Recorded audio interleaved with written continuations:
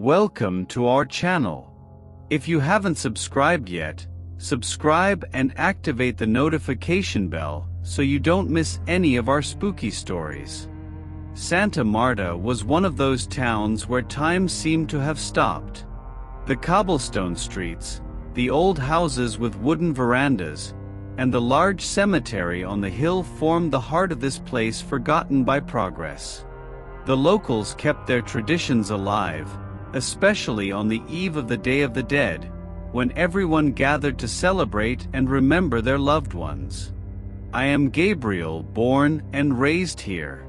Every year, my family and I prepare colorful altars with photos, candles, and our ancestors' favorite foods. That particular night, the town was especially lively. The scent of incense mixed with the sound of traditional music echoed through the streets, creating a magical yet somewhat unsettling atmosphere. Among the residents was a figure who always intrigued me, Dona Amelia. She was the town elder, knowing all the legends and old stories. It was said that her family had lived in Santa Marta for over 100 years. Her house, situated at the edge of the cemetery, was surrounded by mysteries and superstitions. Many believed she had a sixth sense for the supernatural. As the hours passed, I met up with my friends in the main square.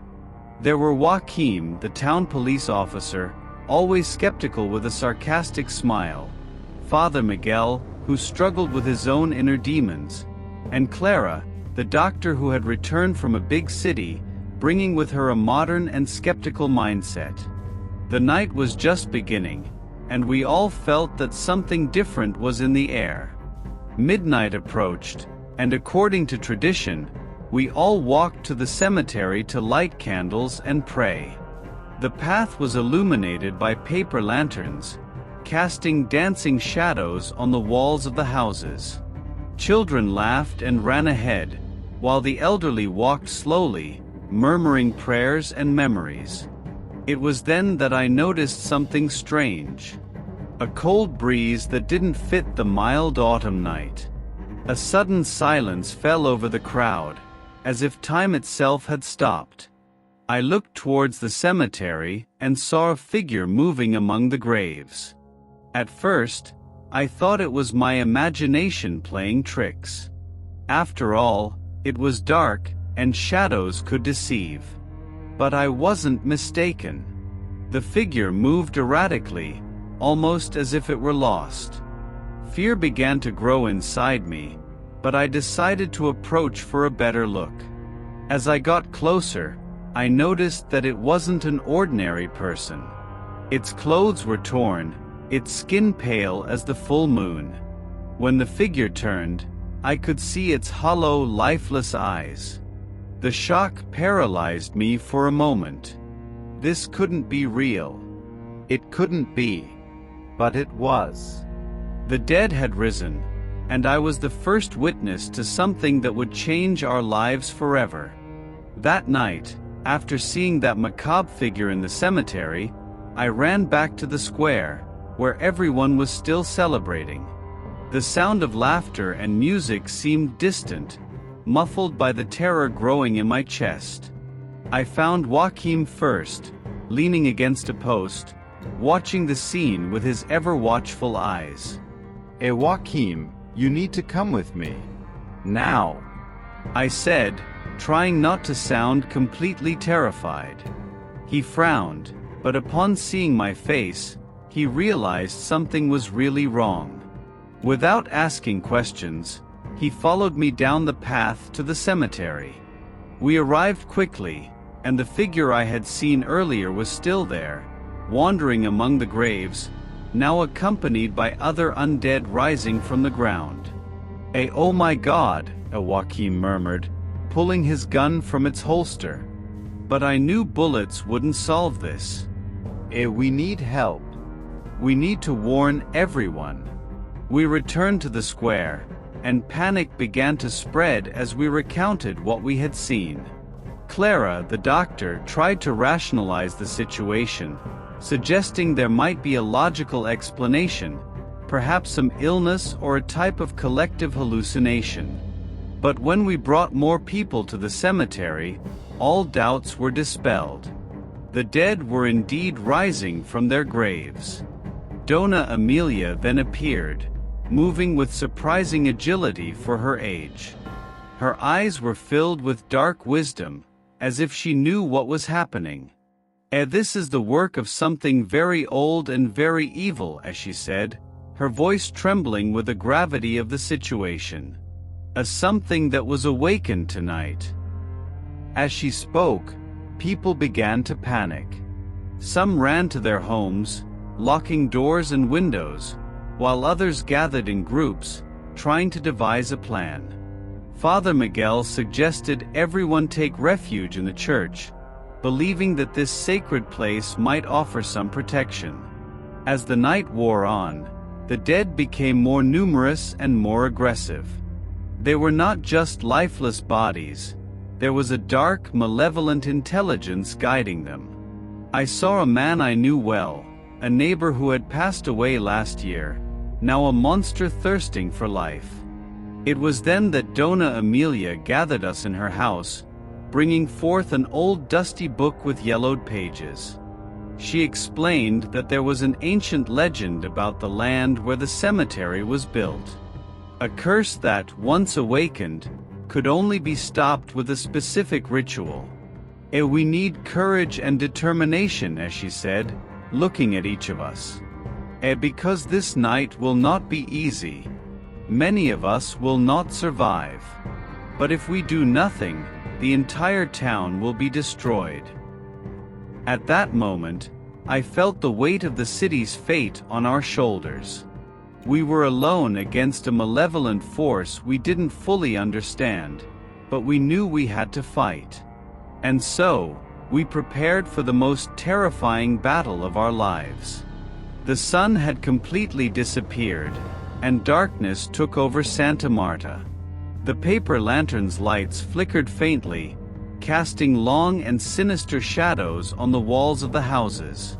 We gathered in Dona Emilia's house, which was filled with candles and ancient symbols she said were protective. The air was heavy with tension and palpable fear. Each of us prepared in our own way.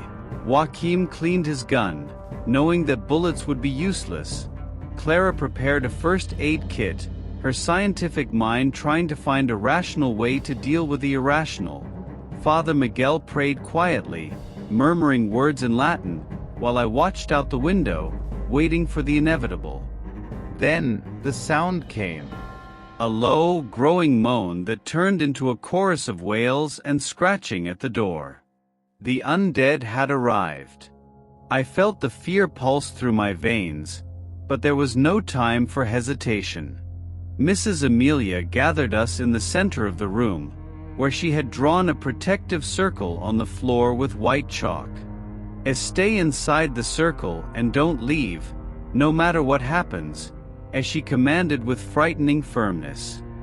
I'm going to start the ritual. We need to buy time.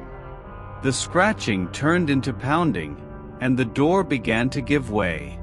I could see shadows moving outside, pale, distorted hands reaching through the gaps. The terror was there, ready to devour us. Mrs. Emilia began chanting in an ancient language, which seemed to vibrate in the air around us. The energy in the room changed, something almost tangible, as if the very air had become denser. But the undead were many, and they were determined to get in. The door finally gave way, and they began to enter one by one, with empty eyes fixed on us. Joaquim shot, but as we predicted, the bullets had no effect.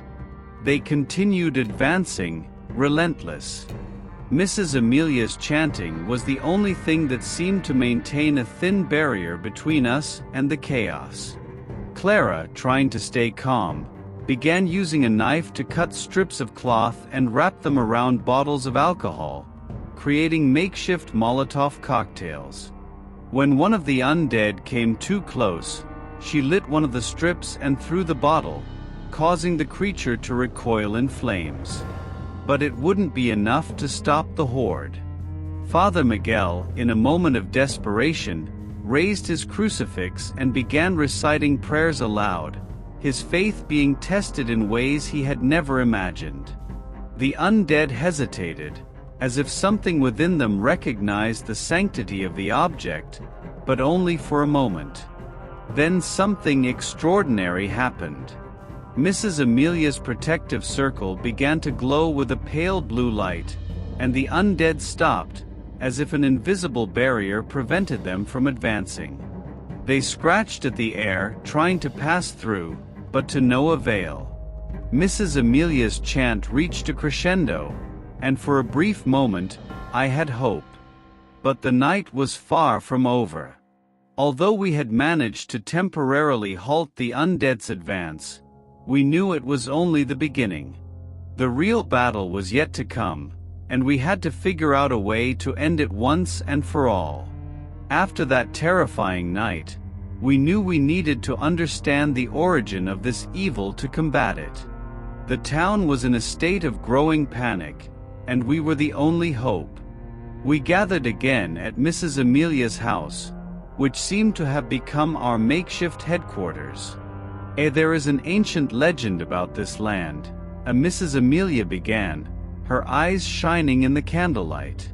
A curse cast by an indigenous shaman centuries ago when the settlers desecrated his sacred land. It is said that the land became cursed, and the dead would rise to seek revenge if the correct ritual was not performed. Clara, ever skeptical, frowned. But why now? What triggered this? Mrs. Amelia pulled an old diary from a dusty shelf. This book belonged to my great-grandfather. He wrote about a ritual that must be performed every 100 years on the eve of the Day of the Dead to keep the curse dormant. The last ritual was performed exactly 100 years ago. This year, the tradition was forgotten, and the curse was awakened. We leafed through the diary's yellowed pages, trying to decipher the instructions for the ritual. There were mentions of specific ingredients, symbols to be drawn, and words to be spoken in an ancient language. Everything seemed complicated and desperate, but we had no choice. We decided to split up to gather the ingredients. Joachim and I went into the forest to look for certain herbs and flowers mentioned in the diary. The darkness of the forest was oppressive, and every sound seemed amplified by our fear. We found the herbs near an old oak tree, its leaves glowing with a supernatural light under the full moon. Clara and Father Miguel went to the church, where they needed to find an old relic hidden in the catacombs. The church was silent, but a sense of unease hung in the air. The catacombs were a labyrinth of narrow, damp tunnels, and Clara felt her heart racing as they searched for the relic. Finally, they found the object wrapped in a silk cloth, covered with religious symbols. Meanwhile, Mrs. Amelia prepared the ritual site in the cemetery, drawing symbols on the ground and lighting candles in strategic points. When we all gathered again, the tension was palpable. We were exhausted, physically and emotionally, but we couldn't afford to give up. It was almost midnight when we began the ritual. Mrs. Amelia led, chanting the ancient words, while we followed her instructions meticulously. The air around us seemed to vibrate, and a sense of something very old and powerful awakening took hold of us. Suddenly, we felt an evil presence. The undead began to approach again, drawn by the ritual. But this time, we were prepared. The protective circle glowed brightly, and the undead hesitated, unable to cross it. The ritual continued, each word spoken with increasing intensity. The candles burned with blue flames, and a cold breeze circulated around us. At the climax, There was a blinding flash and a scream that seemed to come from another world. When the light faded, silence reigned. The undead fell to the ground, inert once more. We felt a tremendous relief, but we also knew that this was only the beginning. We had uncovered the cause and performed the ritual, but the scars of that confrontation would stay with us forever. The calm that followed the ritual was brief.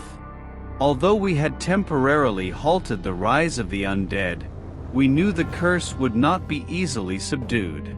Santa Marta was under siege, with residents barricading themselves in their homes, while we, the small group of survivors, prepared for the final battle. The town was shrouded in deep darkness, electricity cut off and the heavy silence broken only by occasional distant moans of the undead. We gathered in the city center, near the main square, where we decided to divide our forces to carry out different tasks essential for our survival and to end the curse. Joachim and I were tasked with gathering the remaining scattered townsfolk and bringing them to the safety of the church. We walked through the deserted streets, illuminated only by the flickering light of the lanterns we carried. Fear was ever present, but the determination to save our friends and family kept us moving. We found groups of people hiding in their homes, locked in and desperate. Knocking on each door was a risk. We never knew whether it would be a resident or a zombie answering. In one house, we found a terrified family, eyes wide with fear. We convinced them to come with us, promising protection at the church. Meanwhile, Clara and Father Miguel headed to the town warehouse, where they hoped to find supplies to improvise more incendiary weapons and other defensive devices. The warehouse was a gloomy place, its shelves packed with dust-covered items. While Clara searched for the necessary materials, Father Miguel kept watch, crucifix in hand and prayers on his lips. Outside, the sound of dragging footsteps drew closer. The zombies had tracked us there. Clara worked quickly, filling bottles with alcohol and preparing fuses, while Father Miguel faced the approaching horrors. He waved the crucifix before the creatures, and for a brief moment, it seemed that his faith kept them at bay. When we returned to the square with the rescued townsfolk, the scene was terrifying. Zombies advanced from all sides, their grotesque figures moving with dark intent. Joachim threw one of the incendiary bombs Clara had prepared, and an explosion of fire lit up the night, burning several of the creatures. Dona Emilia, at the center of the square, began chanting the ritual once more, her voice resonating with an almost supernatural authority. The zombies hesitated but continued to advance, as if driven by a greater force. We, around her, formed a circle, ready to protect the old woman at all costs. The ensuing battle was chaotic. We used everything at our disposal to keep the zombies at bay: fire, improvised weapons, faith, and sheer willpower. Each of us fought with the desperate need to survive, every second being a fight for our lives. Amid the chaos, I noticed one of the zombies standing out from the rest. It was different, more aware, its eyes shining with a perverse intelligence. This was the epicenter of the curse, the vengeful spirit of the shaman who had cast the curse centuries ago. We knew that defeating it was the key to ending the Night of Terror. We concentrated our efforts against it, while Dona Emilia channeled all her energy into the final chant of the ritual. The creature advanced, but when it crossed the protective circle, something extraordinary happened. The blue light of the circle intensified, enveloping the zombie in a cocoon of pulsating energy. With a final scream, the spirit was consumed by the light, and a deathly silence fell over the square. The remaining zombies fell to the ground, inert once again. The battle was won, but the cost had been high. We looked around, seeing the exhausted and wounded faces of our friends and neighbors, aware that although we had survived, we would never be the same.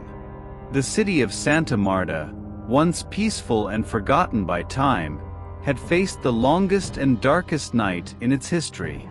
And we, the survivors, carried the scars of that confrontation, knowing that true courage lies not in the absence of fear but in the determination to face it.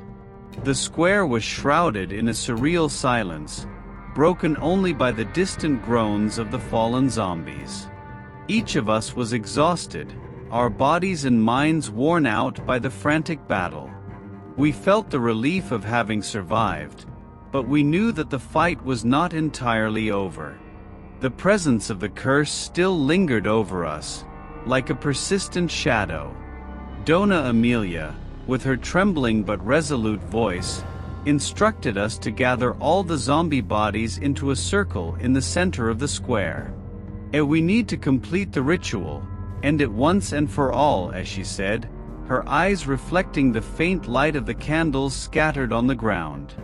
As we moved the bodies, the air felt thicker, charged with an almost electric energy.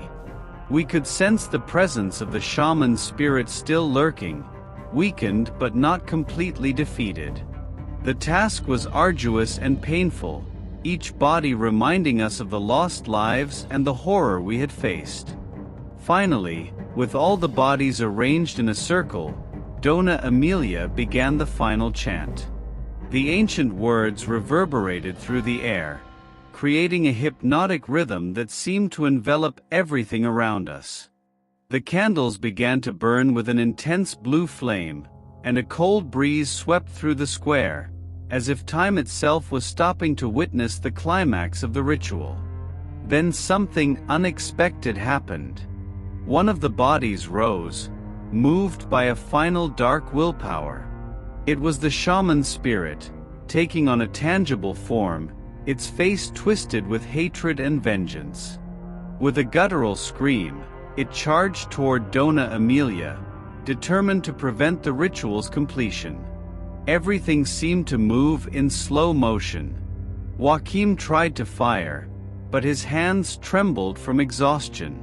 Clara threw one last incendiary bomb, but missed the target. Father Miguel raised his crucifix, trying to keep the creature at bay with his faith, but the shaman pressed on relentlessly. In a moment of desperation and courage, I threw myself in front of Dona Amelia, holding firmly the old diary that contained the words of the ritual. I recited the final words with all my strength, feeling an almost unbearable energy coursing through my body. The candlelight erupted in a blinding intensity, and the shaman spirit let out a final scream, consumed by the light. When the light finally dimmed, the shaman spirit had vanished, and the zombie bodies were once again inert. The ritual had worked. The curse was broken. Dawn was breaking, and the sunlight brought a sense of renewal and hope. The air was clear, free from the malignant presence that had haunted us. The townsfolk began to emerge from their homes, cautious but relieved to see that the threat had passed. Dona Amelia fell to her knees, exhausted but with a look of satisfaction. "It's done," as she said, with a sigh of relief. I looked around, seeing the faces of my friends and neighbors. We were hurt, physically and emotionally, but we were alive. We knew that the town would never be the same, that the scars of that night would stay with us forever. But we also knew that we had faced the impossible and prevailed.